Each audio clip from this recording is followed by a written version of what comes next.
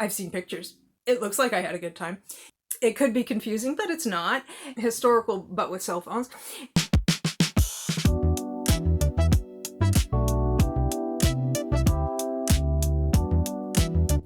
Hi, I'm Sack Marionette, doing business as Bargain Counter Argument, and I'm a middle-aged lady in a tiara talking about books and plans relating to books. This is my June arcs and July plans video, as you would have seen from the title. So last month I did May arcs and June plans, and I was pretty happy with that format, so I'm going to keep doing that, I think. So this month I have four arcs to talk about. I got these all on NetGalley, and ARCs are advanced reader copies or advanced review copies that publishers make available to people so that they can read them in advance and talk about them on social media, leave a review on NetGalley and so on. So I also use the same review that I post on NetGalley, I also post on Goodreads. So if you're curious about to read my full review, then you can find it on Goodreads if you aren't on NetGalley. On Goodreads, I am Bargain Counter Argument. Okay, so first I'm going to talk about the arcs, and then I'm going to talk about my plans for next month. So coming out today, June 30th, this is New Release Tuesday. I have three, actually. 1, 2, 3. And one is nonfiction. It is Summer of 71, 5 Months That Changed America by John A. Jenkins. And that is from Citadel Press. And I gave that 3.5 stars. I think on Goodreads I just made it 3. I rounded down rather than up. And same on NetGalley. It's a good book. It's about the summer of 1971, which is what they mean by 71. And, which, fun fact, that was my first summer alive on this planet. I don't remember it. Although I'm sure I had a good time. I've seen pictures. It looks like I had a good time. And so, he's looking at basically 3 different things that either happened in the summer of 1971 or that were in progress. Some of these things, they never actually finished, they didn't fit neatly into 1971, but they kind of had a major turning point in 1971. One is the publication of the Pentagon Papers, which had to do with the U.S. involvement in the Vietnam War. And then the other was Roe versus Wade. One involved the U.S. going off the gold standard. U.S. currency in the 1930s had gone off, was no longer specifically backed by gold. It was backed by the full faith and credit of the United States government. And then in 1971, Nixon took us off the gold standard, which had to do with how we valued that currency. It was kind of a big deal. I don't fully understand it because I am an historian of social movements, not economics. So I'm not totally clear on all of that. And this book didn't really get into the nitty-gritty of explaining what that meant. It was focused more on how the actual political steps and the personnel who went into making it happen. And, they went and had a conference at Camp David, and it was a whole thing. So that was one of them. And like I said, Roe v. Wade, some of the original arguments and cases were going before courts to decide that, with that specific case that ultimately ended up in the Supreme Court in 1973. And let's see. And then the other one was the publication of the Pentagon Papers. Now, here's the thing, and this is especially true of the Pentagon Papers, is that Jenkins, who himself was a young reporter at the time, I think it was like his first reporting job was started in 1970 or 1971. So he's a very young reporter, and I think he went on to be a lifetime career reporter and journalist. I believe he's retired now. He'd be in his mid-70s. He is in his mid-70s. And he gets very, very much into the politics at the New York Times and the Washington Post, the internal office politics. I'm not talking about their partisan political preferences or anything, but just like the internal, like who's on the up, who's on the down, like within that office. And a lot of that, and then when it comes to the Pentagon Papers, it's like who had what papers and who was photocopying what, and there's this whole long description of one reporter taking the papers and going all over the greater Boston area, even down into Providence, Rhode Island, trying to find a copy shop where he could copy these, and he had to go to several copy shops with his cohorts, and the names of the copy shops, it's all very much it's interesting, but I don't know how relevant it is to read these long sort of side quests into this. So I think he gives a lot of background about like the people who were involved with about Daniel Ellsberg and the other people who were involved with the Pentagon Papers and what they were doing in the 60s when they were reporting on Vietnam.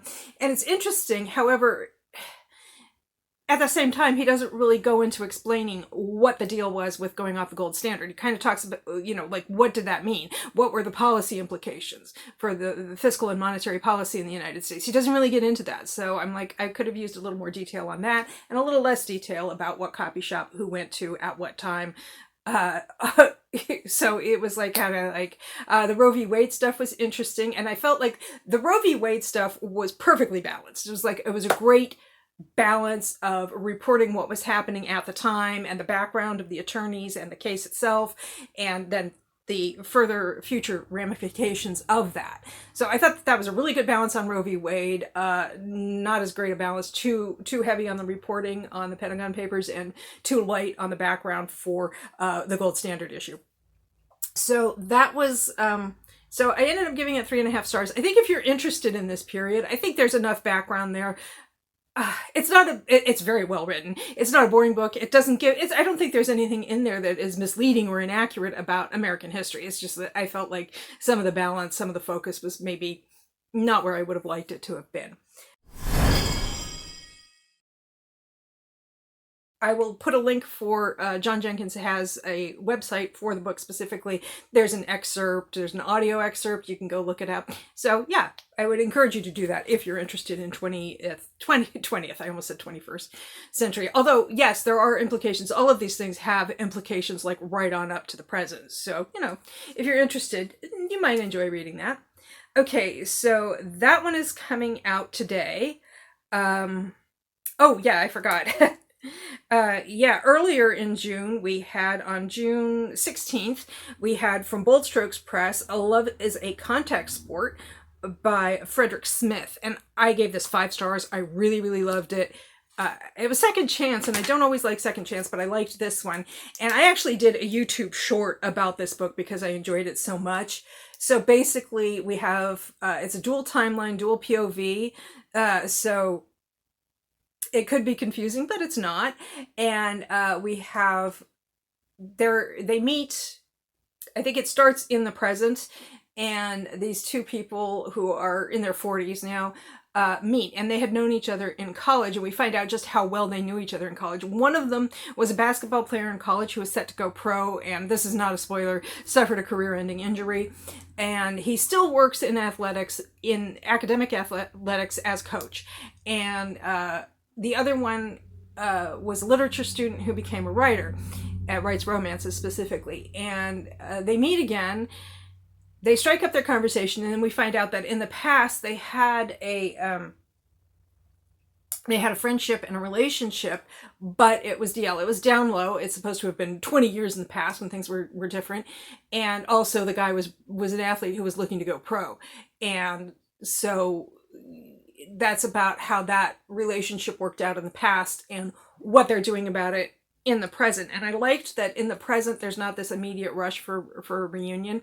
They actually talk through some of the issues that they have in the past and some of the issues that they have in the present along the way, because they meet because one of them is tutoring the other for his Black literature class. Both characters are African American, for his Black literature class. So you get a lot of really good discussions about the intersectionality of being gay and Black or queer and Black, and you get a lot of really, really good recommendations for books you could read or TV shows and movies you could watch or music you could listen to, aside from the title song by Whitney Houston.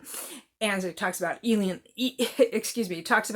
Harris, and of course James Baldwin and Ralph Ellison, and all of these things. It's just really, really multi-dimensional book, and I really liked it. Like I said, 5 stars. I'm probably going to buy my own copy of it. I liked it that much. I may even do like my own little mini reading list and book club for the books that are mentioned in the work that I haven't read yet. So also coming out today, we have 2 books from Harlequin. I'm auto-approved for Harlequin, so thanks as always to them for letting me access some of their upcoming titles. And one is Harlequin Presents, called Princess Bride with Benefits by Bella Mason. Very pretty cover. The emphasis on flowers is quite lovely. And what happens is we have a princess of a small fictitious island nation off the coast of France, and she runs away from home. She doesn't want to be a princess. She especially doesn't want to marry the person her parents want her to marry to. It's very fable-like, very historical, in the sense that you've got to marry this guy who's, old enough to be your dad from this other fictitious kingdom. And she's like, no, I don't want to do that. But it is set in the present day. So it's like historical, but with cell phones. And so she runs away to the south of France and opens up a florist shop. She's always loved flowers. She's really good at arranging flowers. She's always done that for the palace, and now she's doing it in her shop. And then this guy who kind of wants to kind of throw a wrench into her parents' plans for the country and the parliament. He comes to her with a proposal that they marry for convenience sake, and things go on from there. I really, really enjoyed it. I liked the way they worked through their issues and talked about things. One of the many, many points of contention she had with her old life as a princess had to do with body image. Her parents were always, especially her mother, were always telling her she was the wrong body type, and so she had to deal with some body dysmorphia and some eating disorder issues. So those are handled very well, I think, very thoughtfully, very tastefully. So, but if that's an issue for you, you might not want to read about it. There are the usual Harlequin Presents loving descriptions of luxury goods and properties and clothing, and I think that there was a lot of attention given to the secondary characters as well, which you don't always have space to do in a Harlequin Presents, but I like the way Bella Mason did that in this book, and I just really liked it, and I gave it 4 stars. The other Harlequin book I read was a Harlequin historical. It was a Regency, called The Duke's Engagement Game by Christine Merrill. Put it up here. And that was another one I really liked. I gave it 4 stars. Okay, so this is about a young lady. She's the granddaughter of a baron, and there's family money, but neither she nor her brother have access to it. Both of her parents died, and her grandfather raised them, but he's like a weird guy. He's really angry all the time. He doesn't give them a whole lot of money, and it's all just very uncomfortable, and they're just like waiting for him to die, but he won't. And so the brother has a best friend. So his brother's best friend, who is a duke, and he comes up with this goofy plan where he's like, oh, well, we'll pretend to be engaged, but you won't be engaged to me as the duke. I'll go under an assumed name, and we'll go in and we'll get your money, because she has some money that's supposed to be released directly into her control when she gets married. So we'll go in, we'll pretend to get married, we'll put a notice in the Times and everything, and then we'll pretend that your fiance died, your husband, because we'll pretend, and then you can have the money, and you can do whatever you want with your life. And so this is a goofy premise. I mean, this is a goofy idea. Within the story, everybody is like, this is goofy, and the Duke is like, no, it'll be fine, it'll be great, I don't see any problems here. And of course, there are problems. As we go through, she gets to learn how to kind of like stand up for herself, which is hard for her to do for various reasons. And the Duke kind of starts to learn, like, you can't just say I'm a Duke and solve every single problem that way. It doesn't work that way. And so he gets more sensitivity and more empathy for other people and the struggles that they have. I mean, he's not like he's cruel toward other people. He just clueless is more what he is. And he learns more about life and how things work for people who aren't dukes. And that's kind of fun to see him do that. And I think it got 4 rather than 5 or 4.5, because there were some things where I thought that it was a little repetitive and it didn't need to be, and that she could have better used that space in the book to just really explore some other ideas a little more thoroughly. But overall, it was a good time. I liked it. So like I said, 4 stars. So those are the arcs I read this month. Now, as for my July plans, I have a plan that's rolling over from June, because I didn't get to Sister Picks My TBR. I got my sister, she did this like over a month ago in late May. She picked out some books from my Goodreads owned but unread shelf, and I was going to read those and do a vlog about it. I didn't do that because things kept coming up. At one point I did a video about this, about how happy I was that I had read all the books I had checked out from the library, and then I made the mistake of going to the library again, and I ended up checking out more books that. So one of the videos you'll be seeing in July is a library unhaul, and I will be doing midweek motivation. There are 5 Wednesdays in July because that's how the calendar worked out this month. I should be doing all of them. I'm hoping to, unless something untoward happens. More flip throughs, and like I said, there's going to be a library unhaul. There will be Christmas in July. Hopefully I will get to Sister Picks My TBR. I have some booktube tags I want to do. I've already done one, the numbers tag. I've recorded it, edited it, and it's going to go up sometime in July. I haven't put it up yet because June ended up being very crowded. I did a lot on YouTube this month. I did 3 shorts, 4 midweek motivation, Wednesdays at 2 p.m., in case I didn't say before. And I think this is my 11th video for June.